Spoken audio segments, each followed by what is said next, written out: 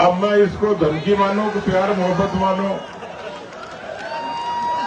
लेकिन मैं इतना कह सकता हूं, यदि कोई हल्के में मानता तो योगी आदित्यनाथ जी आज उत्तर प्रदेश के मुख्यमंत्री नहीं होते।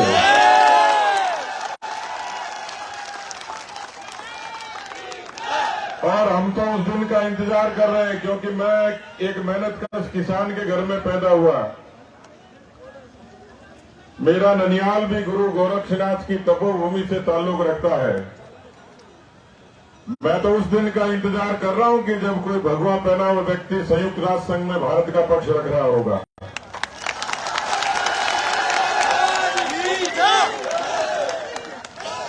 भगवा देश पर राज करे और भगवा दुनिया पर राज करे, इससे बड़ी खूबसूरत बात क्या होगी मित्रों।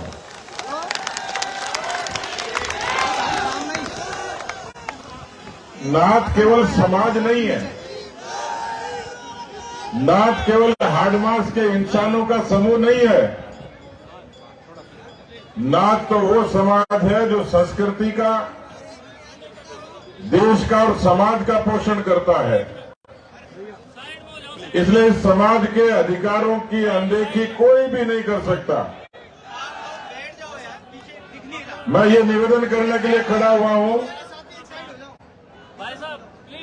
कि जिसने भी वर्ण की व्यवस्था बनाई, आदि और अनादि काल से जिस तरीके से ये परंपरा चलती रही है, पर जब किसी नाथकार योगी का नाम आता है तो उसके आगे कर्मयोगी लिखा जाता है। कर्म योग को भारत की सनातन धरती पर जीवंत करने का काम किसी ने किया तो योगी समाज ने, नाथ समाज ने किया है। इसलिए केवल ये मनुष्यों का झुंड नहीं है, मेरे सामने जो बैठी है वो पूरी एक संस्कृति है, पूरी एक परंपरा है, पूरी एक विरासत है। और किसी भी परंपरा को, संस्कृति को, विरासत का रक्षण करना ये राज सत्ता से लेकर तमाम लोगों का फर्ज है। इसलिए हम कोई छोटी मोटी राजनीतिक मांग के मोहताज नहीं है। लेकिन मैं ये निवेदन करना चाह रहा हूं कि समय बदल गया और इस बदलते हुए समय में किसी समाज को और संस्था को समग्र समाज के सामने और देश के सामने स्वाभिमान के साथ कैसे खड़ा हुआ जा सकता है, इस पर विचार करने की जरूरत है। दुनिया अंतरिक्ष में पहुंच गई, हमें सबसे पहले तो ये तय करना है कि समाज में कोई कुरीति है, उन कुरीतियों को अनदेखी करना, उन कुरीतियों को दफन करना है। दूसरा पक्ष है कि जो भी जागरूक समाज है उसमें शिक्षा का अपना महत्व है, उसकी कमी आज भी दिखती है। और इसलिए मुझे खुशी होती है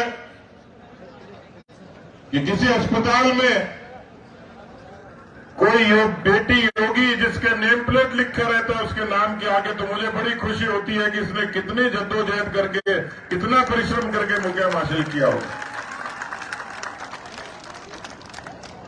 राजस्थान की और भारत की प्रशासनिक सेवा में कितने लोग हैं?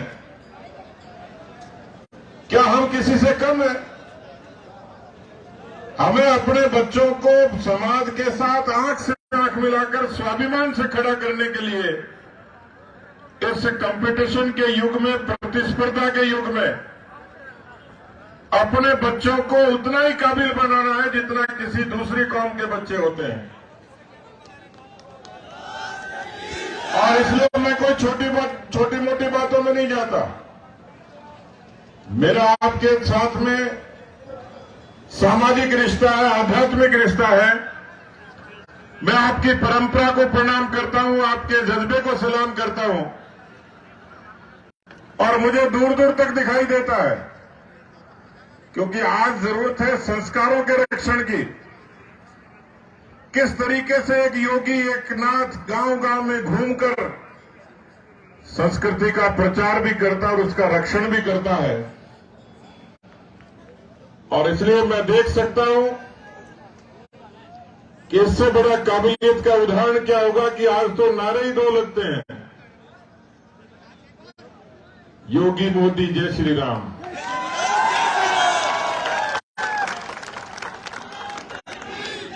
मैं कोई राजनीतिक नारे की बात नहीं कर रहा। मोदी योगी जय श्री राम यो नहीं लगता,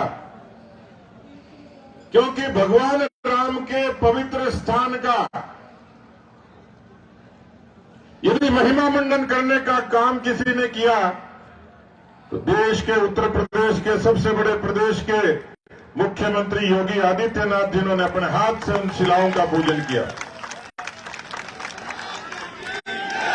इसलिए हमारे आस्था प्रबल है, उस आस्था को हम सब लोग जीते हैं। मैं बहुत कुछ तो न कर पाया न कर सकता, लेकिन इतना मैं जरूर कह सकता हूं कि हमारे जितने भाई बहन हैं, छोटे बच्चे हैं, उनकी शिक्षा के सहूलियत के लिए क्या किया जा सकता है, उनको किस तरीके से हम आगे बढ़ा सकते हैं, कैसे उनका मार्गदर्शन कर सकते हैं, क्योंकि मेरे से ज्यादा कोई नहीं जानता। जब मैं गांव से आकर ट्रेन पर जयपुर के स्टेशन पर उतरा तो मुझे कोई दिशा नहीं थी। आज मैं किसी नौजवान को दिशा दे सकता हूं, वो चाहे राजनीति में जाए, समाज नीति में जाए, प्रशासनिक सेवाओं में जाए, खेल में जाए, किसी भी हिस्से में जाए। मैं आपको ये निवेदन करना चाह रहा हूं कि मेरी कलम और जुबान चलेगी, वो आपके समाज के हक के लिए चलेगी, समाज के उत्थान के लिए चलेगी, स्वाभिमान के लिए चलेगी।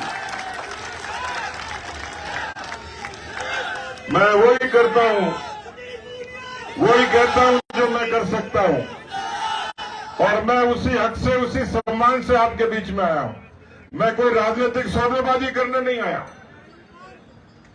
क्योंकि आप में मुझ में ज्यादा फर्क नहीं है। मैं भी घूम घूम कर वही काम करता था जो आप लोग करते हैं, और यहां जिस हैसियत से खड़ा हूं, उस परिश्रम और मेहनत के कारण खड़ा हूं। किसी की खैरात से, किसी के उससे नहीं खड़ा हूं, और इसलिए मुझे नहीं लगता कि नाथ समाज को किसी से खैरात की आवश्यकता है, क्योंकि हमारा समर्पण, हमारी सेवा, हमारी निष्ठा, हमारे संस्कार ये अपने आप में इतने प्रबल हैं कि कोई भी राज सत्ता दरवाजे आकर हमसे पूछे कि बता तेरी मंशा और रजा क्या है। और इसलिए मैं आप सब लोगों से निवेदन करना चाह रहा हूं, मैं उन आयोजकों को धन्यवाद दूंगा सबसे पहले, क्योंकि इस मैदान पर मैं कई बार कई समाज के लोगों के बीच में आया। जिस अनुशासन से और जिस संस्कार से ये सभा जुड़ी है, वो कई केवल राजनीतिक मकसद नहीं है। समाज संगठित होकर किस तरीके से काम कर सकता है, ये संदेश पूरे देश में जाएगा आज के इस आयोजन का। और इसलिए मैं आयोजकों को बहुत बहुत धन्यवाद दूंगा। मुझे जब निमंत्रण मिला तो मुझे दुविधा थी कि मुझे कर्नाटक के चुनाव में जाना था, लेकिन मैं पार्टी के लोगों से निवेदन किया कि मुझे केवल एक दिन की मोहलत दीजिए, हमारे नाथ समाज का समागम है, मैं उसमें अपनी उपस्थिति जरूर देकर आऊंगा। इस प्यार के नाते, मोहब्बत के नाते आप लोगों के बीच में आया हूं। इतना ही निवेदन कर सकता हूं कि मैं जो भी हूं, जैसा भी हूं, जिस हैसियत में हूं, ये भरोसा आपको देता हूं कि जब भी अवसर मिलेगा मेरी वाणी और कलम आपके ईमान के लिए चलेगी, आपके हक के लिए चलेगी, आपके उत्थान के लिए चलेगी।